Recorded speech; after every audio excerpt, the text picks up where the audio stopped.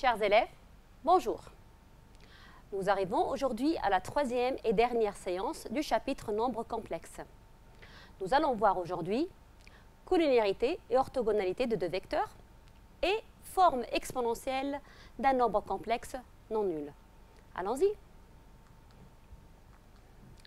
On commence d'abord par le premier paragraphe.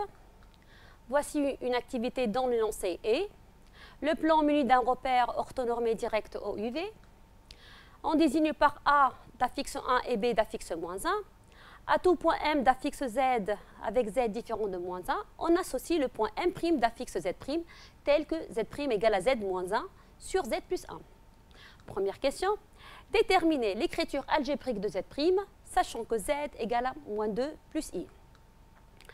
Deuxième question, petit a, montrer que pour tout nombre complexe Z différent de moins 1, on a Z' moins 1 facteur de Z plus 1 est égal à moins 2. On déduire ensuite que la distance AM' fois la distance BM égale à 2. Puis déterminer l'ensemble des points M' d'affixe Z' tel que M appartient au cercle C de centre B et d'orient 2. Petit c, donner l'expression de l'angle orienté UBM en fonction de l'angle orienté UAM', puis déterminer l'ensemble des points M d'affixe Z tel que Z' soit réel. Troisième question, soit N un point d'affixe Zn qui est égal à moins Z bar.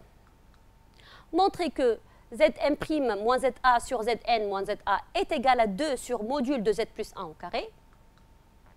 Déduire que le point M' appartient à la demi-droite AN d'origine A et qui passe par N. Quatrième question, soit P le point d'affixe Zp qui est égal à moins 2 plus I racine de 3. Montrer que le point P est un point du cercle C déjà défini. Et puis placer P sur la figure ci-dessus. Ensuite, placer le point N d'affixe Zn qui est égal à le conjugué de Zp.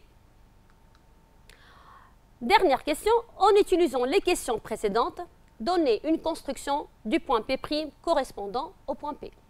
Allons-y. Alors, on va d'abord commencer par la première question. On va déterminer l'écriture algébrique de Z', sachant que Z égale à moins 2 plus I. Alors, là, qu'est-ce qu'on va faire? On va remplacer dans l'expression de Z' chaque Z par moins 2 plus I. Et puis, qu'est-ce qu'on va faire? On va regrouper les parties réelles et les parties imaginaires ensemble. On aura donc moins 3 plus I sur moins 1 plus I. Là, on connaît, qu'est-ce qu'on va faire? Tout simplement, on va multiplier le numérateur et le dénominateur par le conjugué de moins 1 plus I qui est moins 1 moins I. On obtient alors cette expression. En développant le numérateur, on obtient finalement Z' est égal à 2 plus I. Passons maintenant à la deuxième question. On va montrer que pour tout nombre complexe Z différent de moins 1, Z' moins 1 facteur de Z plus 1 est égal à moins 2. Donc, qu'est-ce qu'on va faire? On va remplacer Z' par sa valeur. Et puis, on va réduire au même dénominateur. On obtient ceci. On va simplifier par Z plus 1 au niveau du numérateur et du dénominateur. Et puis, on peut simplifier aussi par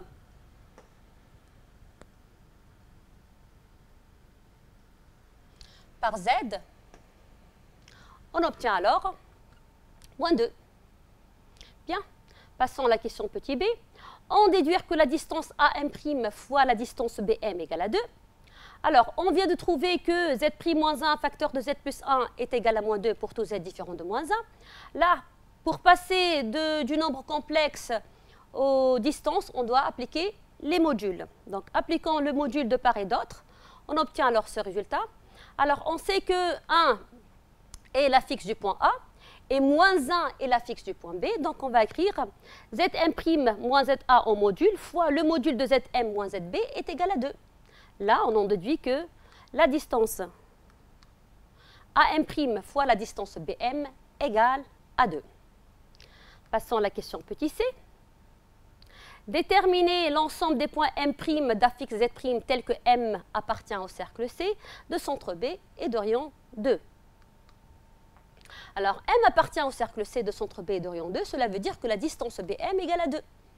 Or, on vient de montrer que la distance A1' fois BM égale à 2. Cela veut dire que A1' égale à 2 sur BM. On va remplacer BM par sa valeur. On obtient finalement A1' égale à 1. Donc, l'ensemble des points M' d'affixe Z', ça sera le cercle de centre A d'affixe 1 et de rayon 1. Maintenant, on va donner l'expression de l'angle orienté UBM en fonction en fonction de l'angle orienté UAM'. Alors, or, on sait que Z'-1 est égal à Z plus 1 qui est égal à moins 2.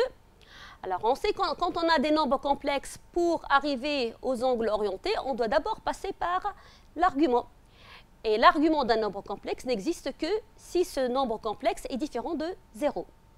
Là, on sait que Z plus 1 est toujours différent de 0. Maintenant, on va voir Z moins 1, quand est-ce qu'il sera égal à 0. Alors, si Z égale à 1, alors en revenant dans cette expression, en remplaçant Z par 1, on obtient alors Z moins 1 sur Z plus 1 est égal à 0. Cela veut dire que Z moins 1 égale Z plus 1.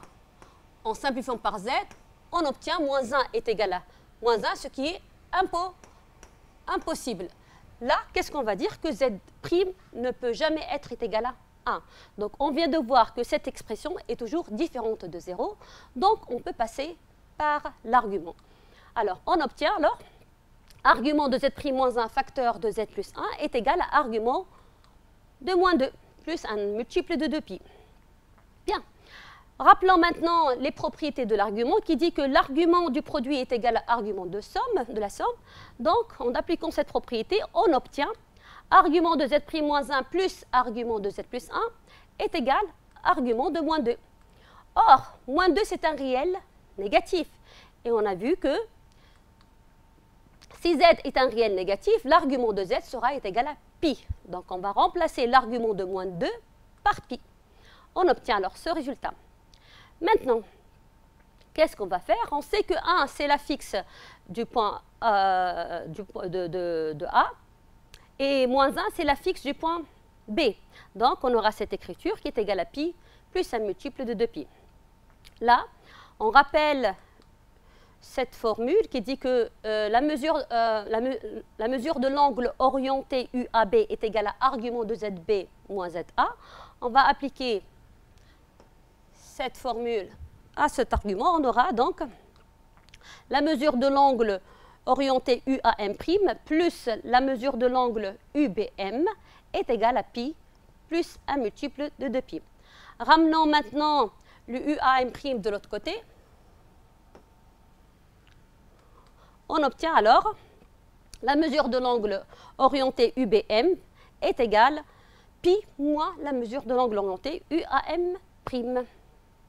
Plus un multiple de pi. Voilà, on vient de chercher une relation entre les deux angles orientés. Déterminer ensuite l'ensemble des points M d'affixe Z tel que Z' soit réel. Alors, on sait que Z' est réel, cela veut dire que M' appartient à l'axe des réels. Or, on sait que le point A d'affixe 1 appartient aussi à l'axe des réels. Cela veut dire que les deux vecteurs U et A' sont collinéaires.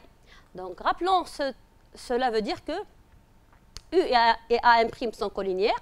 Cela veut dire que la mesure de l'angle orienté UAM' est un multiple de pi.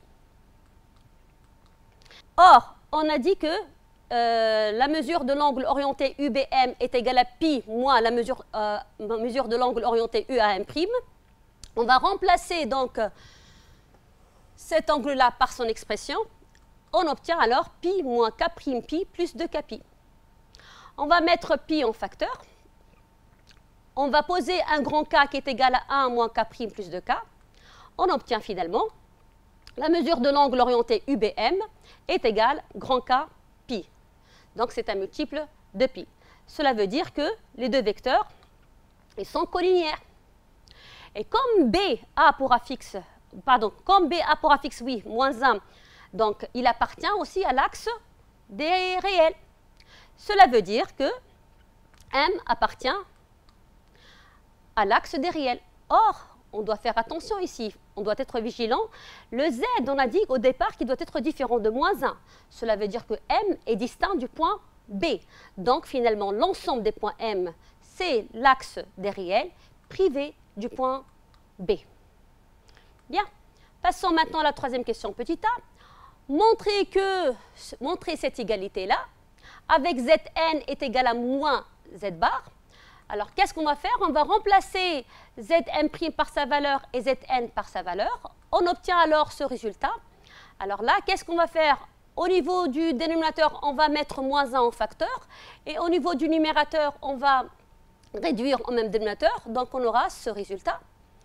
Et puis, on va simplifier par Z. Et on va ramener Z plus 1 à côté de Z bar plus 1. Donc, on aura finalement moins 2 sur moins Z plus 1, facteur de Z bar plus 1. Alors, rappelons maintenant que le conjugué de la somme, c'est somme des conjugués. Alors, comme A, c'est un réel, donc je peux écrire ce résultat comme 2 sur Z plus 1, facteur de conjugué de Z plus 1. N'oublions pas qu'on a droit de simplifier par le signe moins. Donc, on obtient ce résultat. Là, je vous rappelle que Z fois Z bar est égal le module de Z au carré.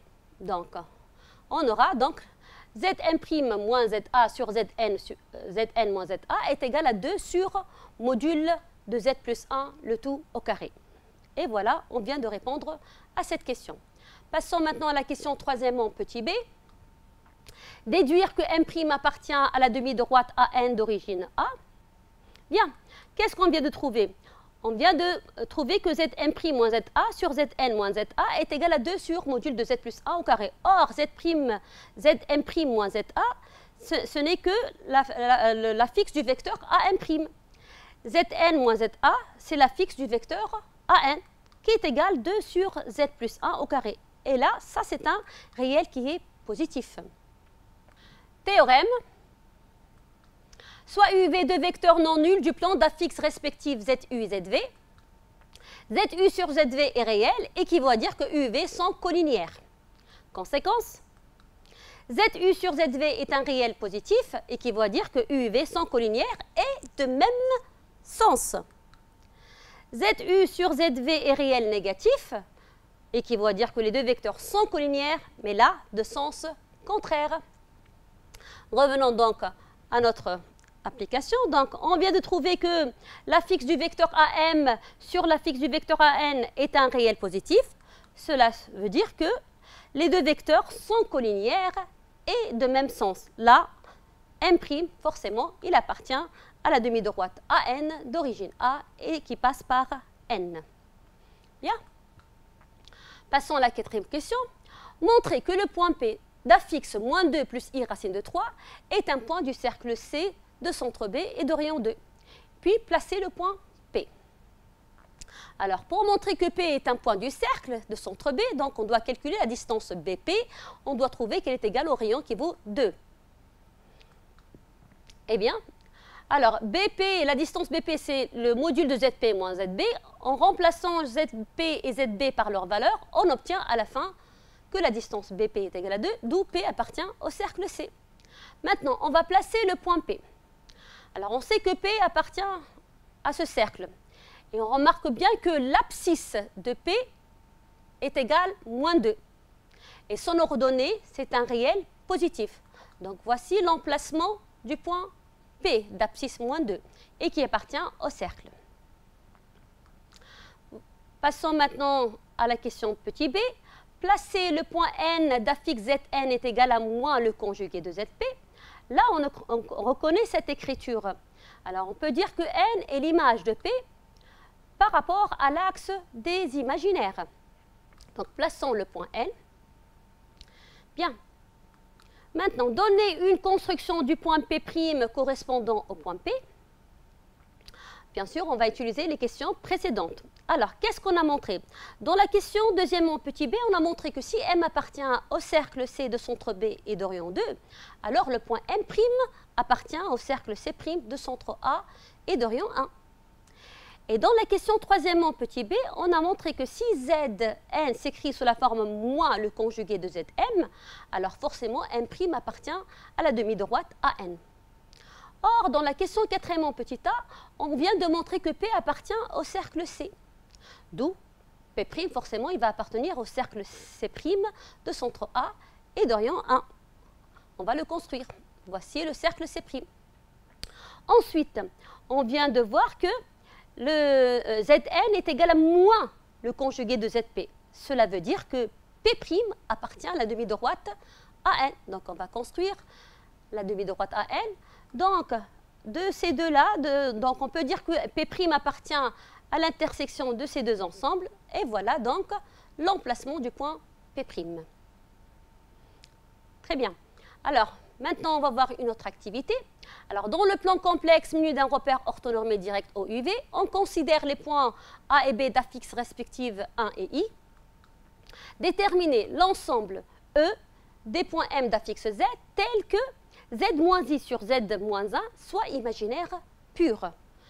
Là, on va voir ensemble un théorème qui dit soit U et V deux vecteurs non nuls du plan, d'affixes respectives ZU et ZV. Alors, ZU sur ZV est imaginaire pur, équivaut à dire que les deux vecteurs sont orthogonaux. Donc, appliquons ce théorème dans notre exemple. Donc, qu'est-ce qu'on va dire? D'abord, Z-1 sur Z-I. On sait que 1, c'est l'affixe du point A et I, l'affixe du point B. Donc, on peut écrire c'est Zm moins Zb sur Zm moins Za, qui n'est autre que l'affixe du vecteur Bm sur l'affixe du vecteur Am. Il doit être imaginaire pur pour tout Z appartenant à C privé de 1 et moins 1, puisqu'on doit avoir que les deux vecteurs doivent être non nuls. C'est-à-dire que M distinct de B et M distinct de A. Et donc, en utilisant ce théorème-là, on peut dire que les vecteurs Bm et Am sont orthogonaux pour tout M appartenant au plan privé de A et B. Qu'est-ce que ça veut dire ces deux vecteurs sont orthogonaux en M? C'est-à-dire qu'on aura un triangle rectangle en M. Donc, cela veut dire que l'ensemble E, ça sera tout le cercle de diamètre AB privé des points A et B.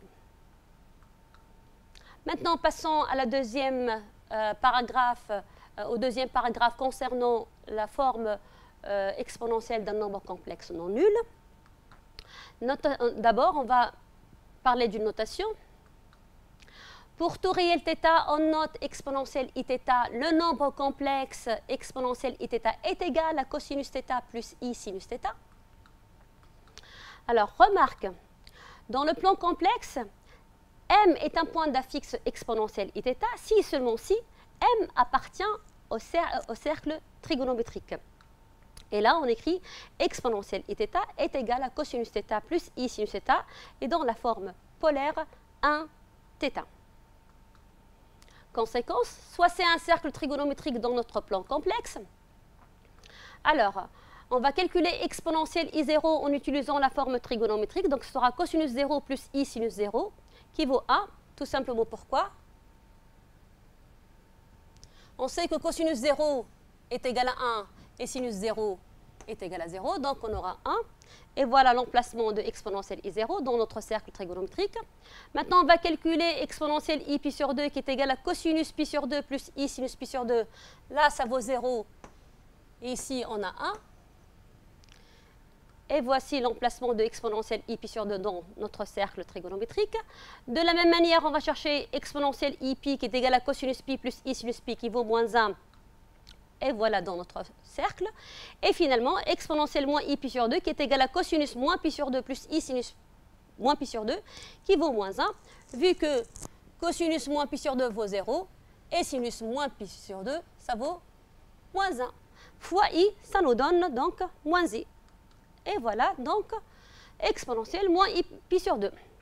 Bien. Passons à une deuxième conséquence. Alors, pour tout réel θ et tout entier k, exponentielle iθ plus de kπ, comment on peut l'écrire? On peut utiliser la forme trigonométrique. Donc, on peut écrire c'est cosinus θ plus de kπ plus i sinus θ plus de kπ. Or, on sait que cosinus θ plus de kπ est égal à cosinus θ et sinus θ plus de kπ est égal à sinus θ. De là, on peut dire exponentielle iθ plus de kπ est égal à cosinus θ plus i sinus θ qui n'est autre que exponentielle iθ. Bien. Alors, voyons une troisième conséquence. Donc, pour tout réel θ, alors, ce point M d'affixe exponentielle iθ, on a dit qu'il appartient au cercle trigonométrique. Cela veut dire que la distance OM est égale au rayon qui vaut 1. Et donc, on peut dire que le module de exponentielle iθ est égal à 1. Voyons maintenant la deuxième figure. Donc, on a un point M d'affixe exponentielle iθ. son image par rapport à l'axe des réels, c'est le point M' qu'on connaît d'affixe le conjugué de exponentielle iθ. En voyant cette figure, on voit bien que l'argument de l'affixe du point M' est égal à moins θ. Et de là, on peut dire que le conjugué de exponentielle iθ est égal à exponentielle moins iθ. Passons maintenant à la troisième figure. Alors, comme d'habitude, M est un point d'affixe exponentielle iθ. Son image par rapport à O, c'est le point M seconde qu'on connaît d'affixe moins exponentielle iθ. Or, en regardant la figure, l'argument de l'affixe du point M seconde est égal à θ plus pi.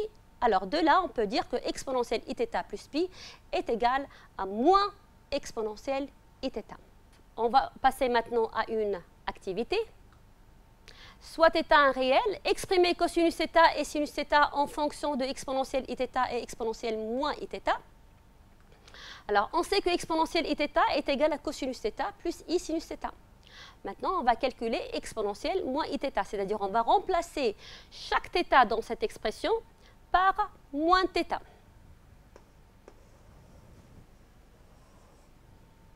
Alors, on obtient alors exponentielle de moins iθ qui est égale à cosinus moins θ plus i sinus moins θ.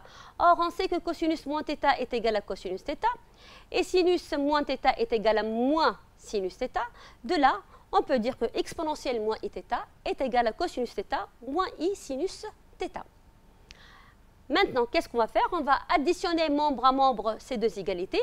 On obtient alors exponentielle iθ plus exponentielle moins iθ est égal à 2 cosinus θ, vu qu'on peut simplifier par sinus θ. Et maintenant, en soustrayant membre à membre, on obtient alors exponentielle iθ moins exponentielle moins iθ est égal à 2i sinus θ. Alors de là, on peut dire que cosinus θ est égal à exponentielle iθ plus exponentielle moins iθ sur 2. Et sinus θ est égal à exponentielle iθ moins exponentielle moins iθ sur 2i. Alors ces deux formules sont ceux de l'air. Bien. Voyons maintenant un exercice. Donc, dans le plan complexe, soit M d'affixe Z, un point du cercle trigonométrique, et M', un point d'affixe Z', tel que Z' est égal à 1 plus Z au carré. Première question, justifier que Z peut s'écrire sous la forme Z égale à exponentielle iθ où θ est un réel. En déduire que Z' sur Z est un réel. Montrer que les points O, M et M' sont alignés. Alors, voyons la réponse. Alors, commençons par la première question. Donc, on vient de dire que M est un point du cercle trigonométrique. De là, on peut dire que l'affixe du point M a pour forme polaire 1 θ, 1 c'est le module, et θ pour argument. Et cela veut dire, d'après ce qu'on a vu, c'est Z est égal à exponentielle iθ. Passons maintenant à la deuxième question. On déduire que Z' sur Z est un réel. Alors, on va remplacer Z' par son expression qui vaut 1 plus Z au carré. On va dissocier le numérateur, on obtient alors 1 sur Z plus 1 plus Z. Puis, on va remplacer Z par son expression, on obtient ce résultat. Là, qu'est-ce qu'on va faire? Alors, on va multiplier le numérateur et le dénominateur par le conjugué de exponentielle iθ.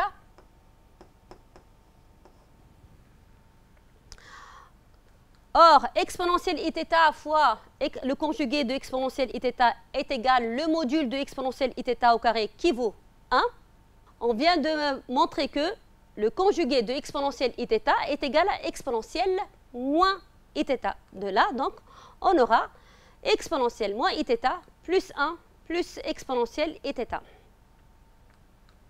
Alors, ces deux additions, ces deux membres, ça nous rappelle formule de l'air, puisque on sait que 2 cosinus θ est égal à exponentielle iθ plus exponentielle moins iθ. Donc, on aura finalement 2 cos θ plus 1, qui est un réel, quelle que soit la valeur de θ. Passons maintenant à la troisième question. On va montrer que les points sont alignés. Donc, Z' sur Z n'est autre que l'affixe du vecteur OM' sur l'affixe du vecteur OM.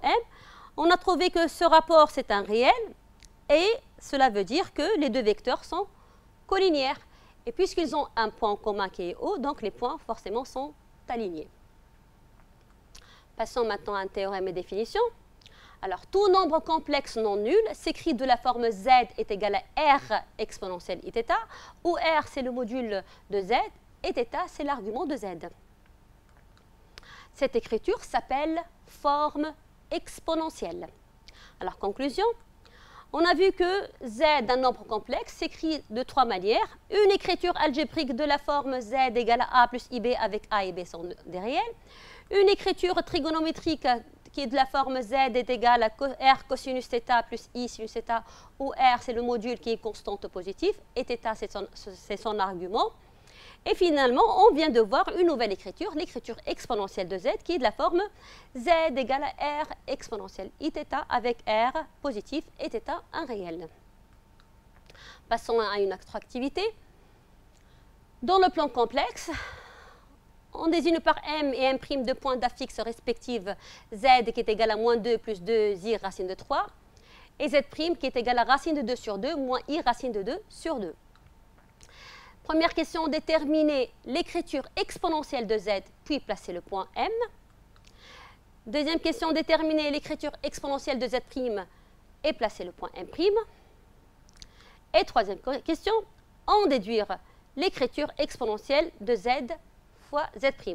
Puis, montrer que moins 2 plus 2i racine de 3 puissance 675 est un réel positif. Alors, répondons à la première question. Donc, déterminer l'écriture exponentielle de z. Donc, de là, on doit chercher le module de z et l'argument de z.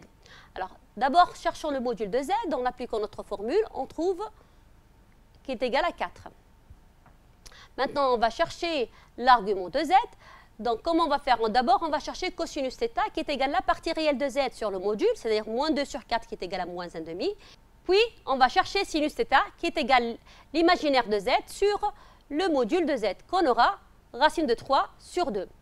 Alors, en utilisant le cercle trigonométrique, on peut dire que l'argument de z est égal à 2π sur 3 plus un multiple de 2π. Donc, on vient de trouver la forme polaire de z qui est égale à 4 2π sur 3. Donc, on en déduit que l'écriture exponentielle de z est égale à 4 exponentielle i de π sur 3. Maintenant, on va placer le point m. Alors, on voit bien que le module de z est égal à 4. Cela veut dire que la distance OM est égale à 4. Donc, m appartient au cercle de centre O et d'orient 4. Puis, alors, on a deux méthodes pour faire la construction du point M.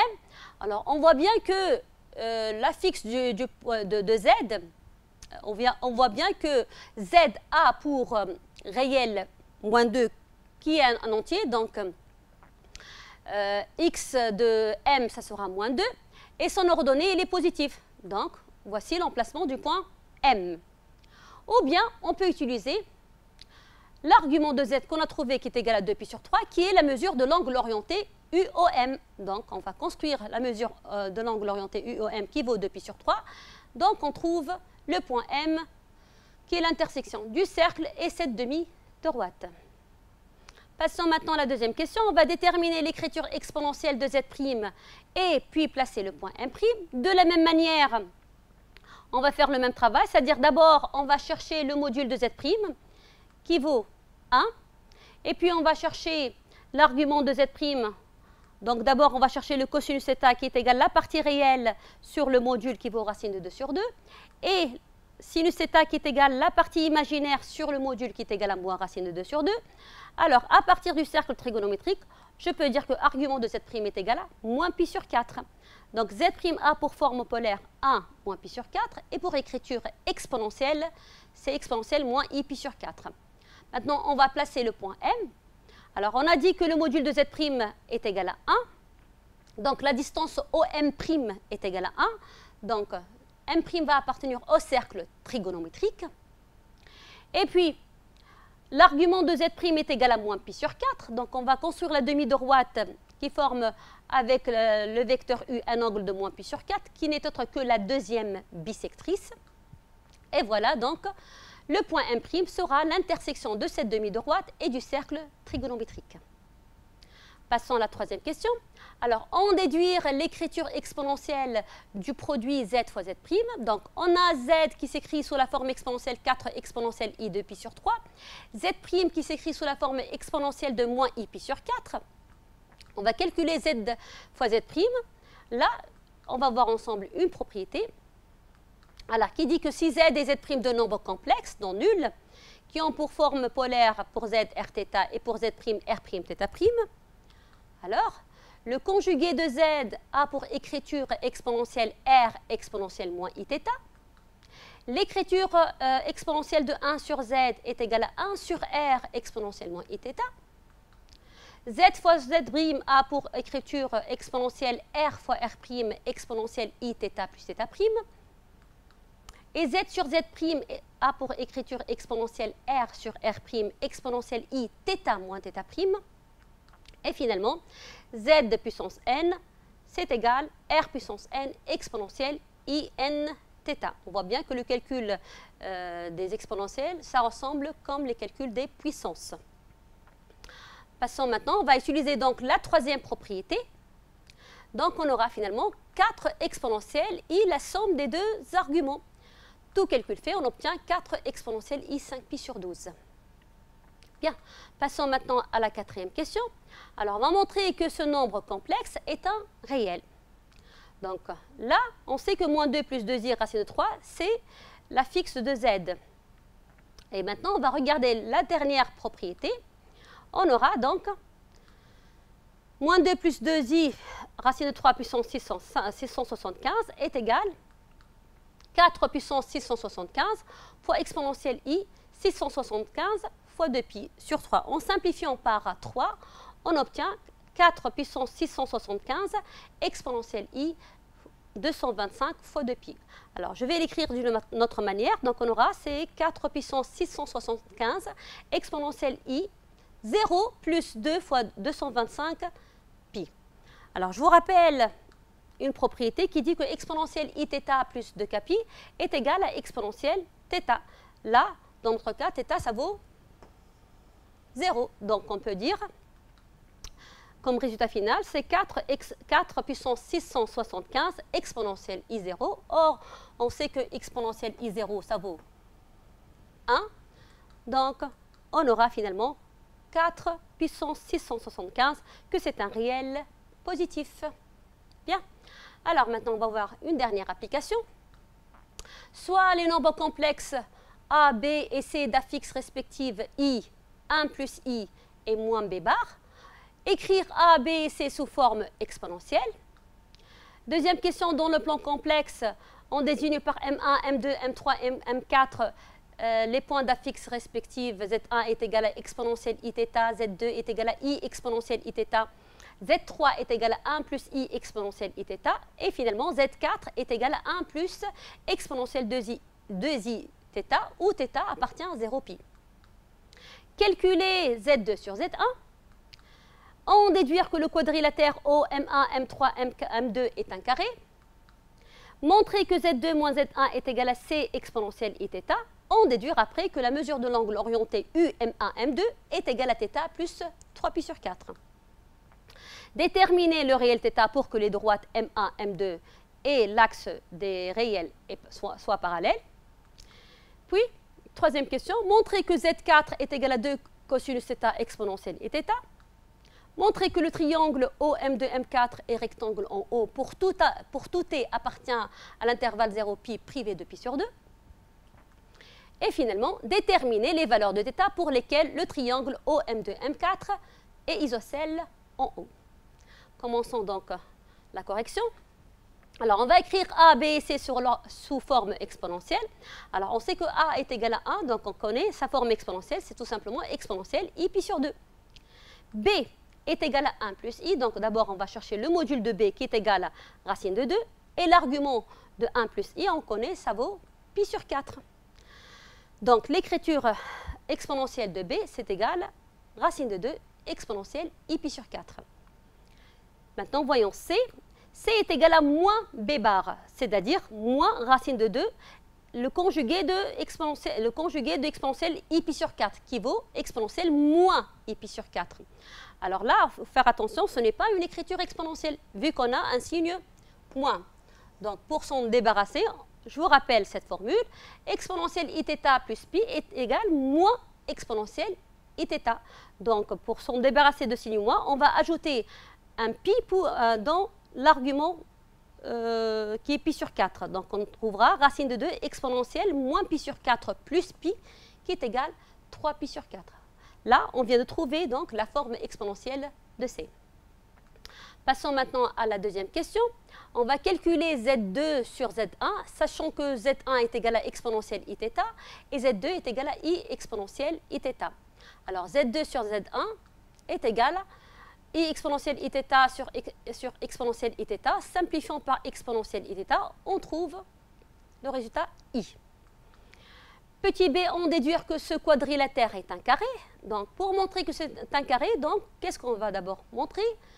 Que c'est un parallélogramme. Alors, si on voit bien, regardez les affixes Z1, Z2 et Z3, on peut dire que Z1 plus Z2 est égal bien Z3. De là, on peut passer au vecteur. Donc, on aura le vecteur OM1 plus le vecteur OM2 est égal à OM3. Et comme les points OM1, M2 sont non alignés, donc on peut dire que c'est un parallélogramme. OM1, M3, M2, c'est un parallélogramme en utilisant la règle du parallélogramme. Alors les points M1 et M2 sont distincts vu que on a ici, on revient, Z2 est égal à I fois Z1. Donc pour que deux vecteurs, par exemple OM1 et OM2 sont collinières, il faut que là, ça s'écrit une constante, un réel fois l'autre. Là, on n'a pas un réel, là, on a un nombre complexe. Donc, Z2 et Z1, les affixes des deux vecteurs OM1 et OM2 ne peuvent jamais être collinières. Passons maintenant, on va calculer Z2 sur Z1. Donc, on a trouvé que c'est l'affixe du vecteur OM2 sur l'affixe de OM1 qui est égal à I. C'est un imaginaire pur. De là, on peut dire que les deux vecteurs sont comment? Sont forcément orthogonaux. Et troisième étape, pourquoi on fait la troisième étape? Puisqu'on a montré que c'est un parallélogramme et qu'il y a un angle droit. Donc de là, on peut dire que c'est un rectangle. Reste à montrer, c'est un carré, donc on doit montrer l'égalité des distances entre deux côtés consécutifs. Or, on a toujours calculé Z2 sur Z1 qu'on a trouvé qui est égal à I. Donc le module de Z2 sur Z1 est égal à 1. Cela veut dire que la distance OM1 est égale à la distance OM2. Donc, un parallélogramme qui a un angle droit et deux côtés consécutifs égaux, c'est forcément un carré. Bien. Passons à la question C. Montrer que Z2 moins Z1 est égal à C exponentielle Iθ. Puis, on va montrer que la mesure de l'angle orienté UM1, M2 est égale à θ plus 3π sur 4. Commençons par la première. On va calculer donc Z2 moins Z1. Alors, on va remplacer Z2 et Z1 par leur expression, donc on obtient donc ce résultat. On va mettre exponentielle Iθ en facteur, on aura ce résultat. Là, alors, on va faire sortir C. Donc, d'abord, on va calculer C. C qui est égal à moins B bar.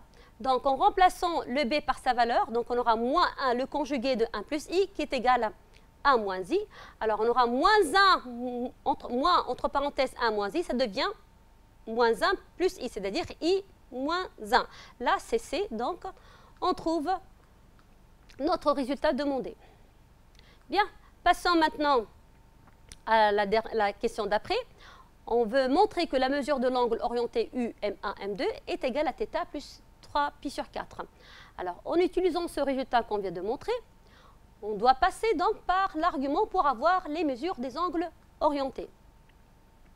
Donc, appliquons l'argument de part et d'autre. Donc, on aura argument de Z2 moins Z1 est égal à argument de C exponentielle et θ plus un multiple de 2π.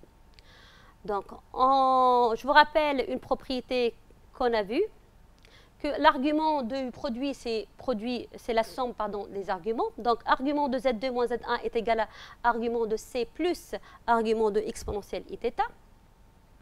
Eh bien, argument de Z2 moins Z1, c'est l'argument de Zm2 moins Zm1.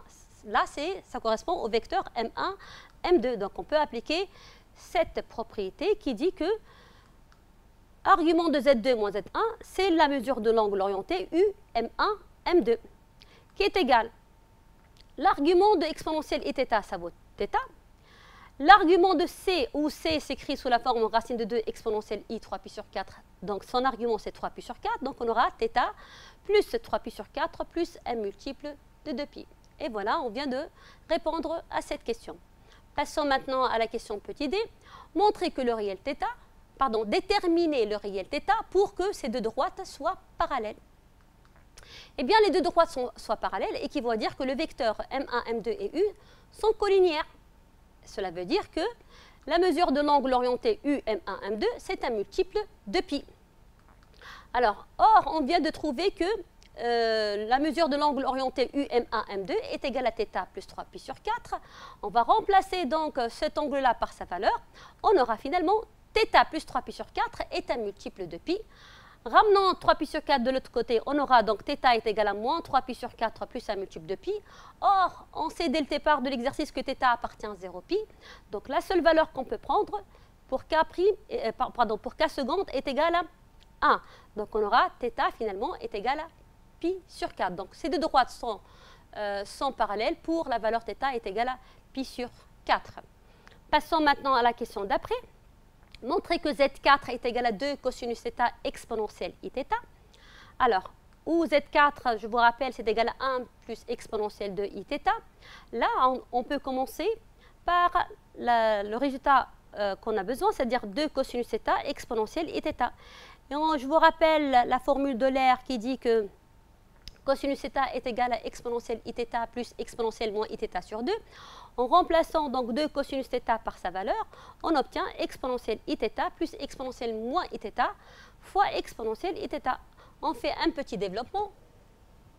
On obtient alors exponentielle 2 Iθ. Exponentielle moins Iθ fois exponentielle Iθ, ça sera exponentielle 0 qui est égal à 1. Donc, on obtient finalement 1 plus exponentielle 2 Iθ qui est égal à Z4.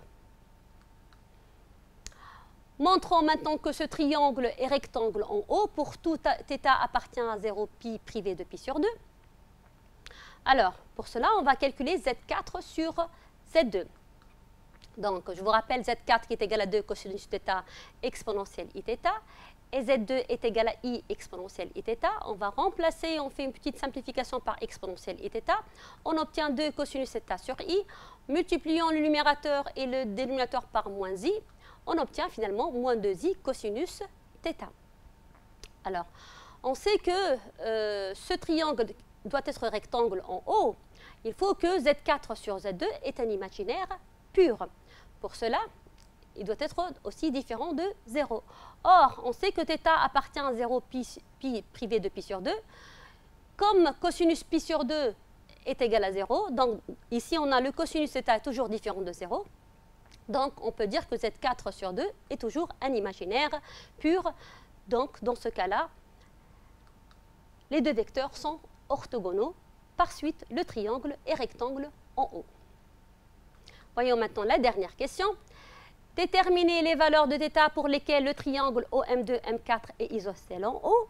Alors, un triangle isocèle en haut, cela veut dire que la distance OM2 est égale à la distance OM4. Donc, de là, on va chercher l'égalité des modules de 2Z4 et Z2. Alors, on peut simplifier par exponentielle, module de exponentielle Iθ de part et d'autre. Donc, on aura finalement valeur absolue, puisque c'est un réel de 2 cosinus θ, est égal à 1,5. Cela veut dire que module de cosinus θ, valeur absolue de cosinus θ est égal à 1,5.